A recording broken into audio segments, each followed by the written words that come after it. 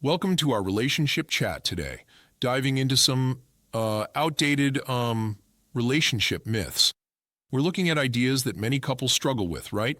Absolutely, I'm excited. We're talking about those age-old myths that we've been told are the keys to a happy partnership, yeah?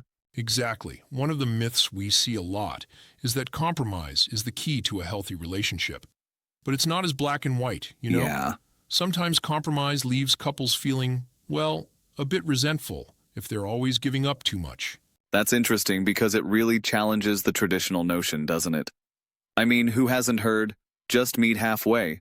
But it doesn't really cut it if one partner sacrifices too much. Right, right. The idea is to move beyond a simple, meet me in the middle approach. Instead, think about identifying what each partner can be flexible on and what they cannot. It's like, using a creative exercise to tailor solutions that honor both partners' dreams. Mm-hmm.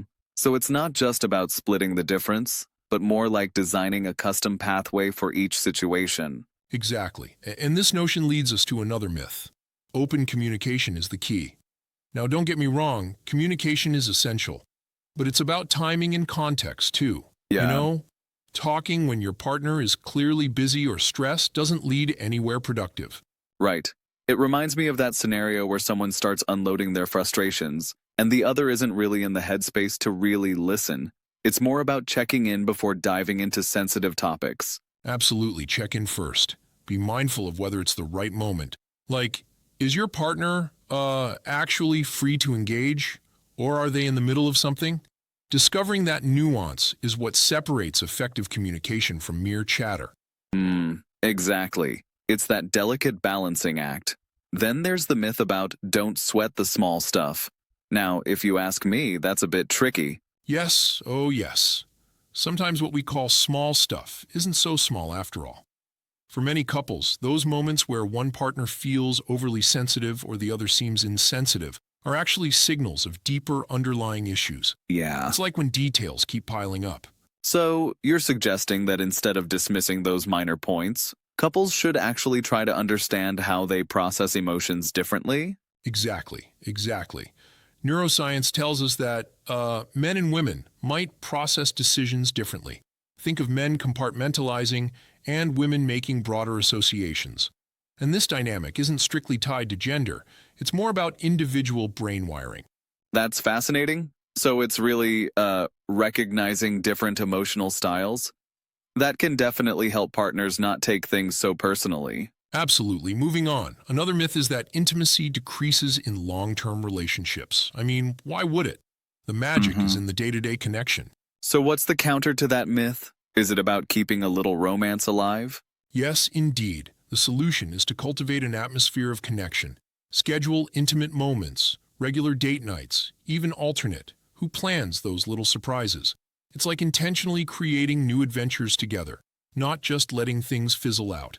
I love that idea. It's very proactive, ensuring that each day has a spark rather than waiting for something to naturally glow out. Exactly. Now, let's challenge another big one. Money will break you up. Now, many believe that financial stress is the main culprit in relationship failures, but actually, it's more about how negativity builds up.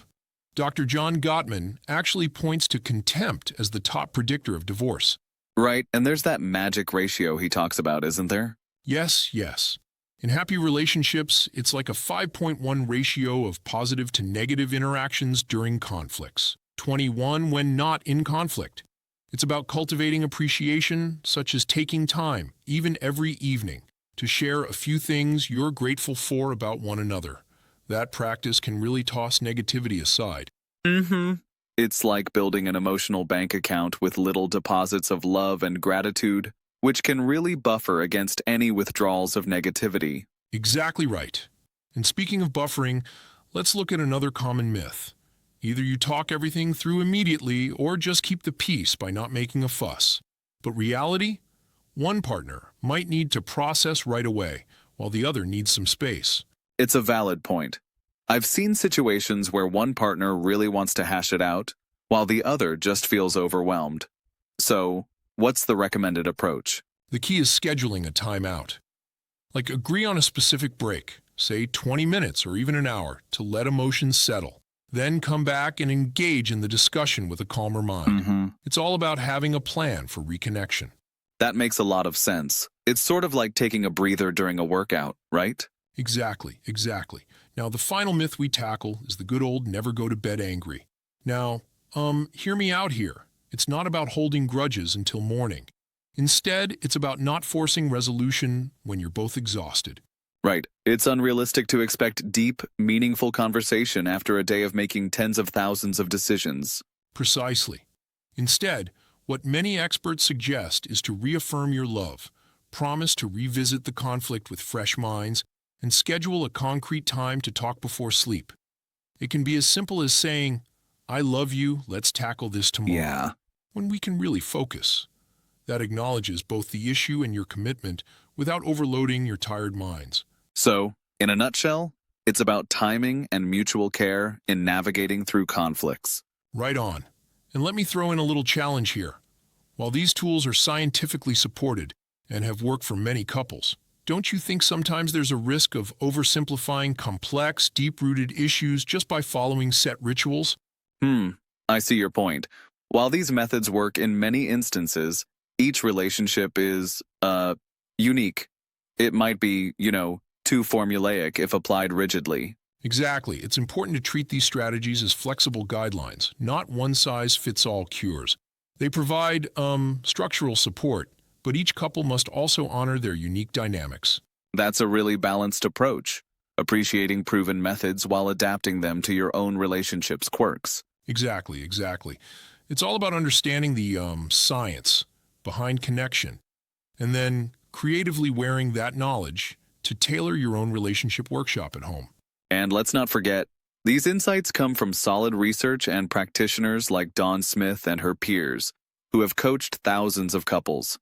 That depth of experience adds so much value to these tips, right? Absolutely. Knowing that many successful couples are built on these habits makes it even more inspiring to try them out. Plus, there's that added bonus that these practices are often simple enough to implement daily. Yep, it's those little daily rituals, whether it's planning a date night, practicing a gratitude ritual, or simply checking in, that really keep the connection alive. Right, it's like nurturing a garden. You have to tend it daily with intentionality, even if some days are more challenging than others. And over time, that care deepens the bond. Absolutely. These insights really remind us that maintaining a healthy relationship is an ongoing, evolving process. Thank you for unpacking these myths today. It's been enlightening.